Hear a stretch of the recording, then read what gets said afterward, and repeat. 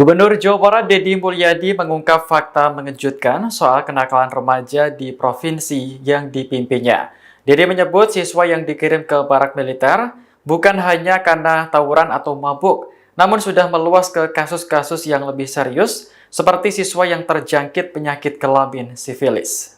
Hal tersebut disampaikan Deddy dalam acara musyawarah bersama Bupati dan Wali Kota di Cirebon pada Rabu siang. Ia hanya ingin siswa yang bermasalah menjadi lebih baik setelah dibina prajurit TNI.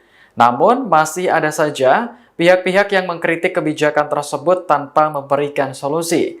Jadi lantas menyindir meski banyak orang pintar dan pakar di Jakarta, masalah kenakalan remaja masih tetap ada.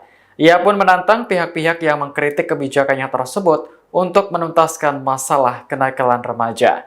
Sebelumnya, Ketua Komnas HAM Adnika Nova meminta Deddy untuk meninjau kembali program mengirim siswa bandel ke barak militer. Menurutnya, edukasi untuk kalangan sipil bukan kewenangan dari lembaga militer. Kritik juga datang dari anggota Komisi 10 DPR RI, Boni Triana.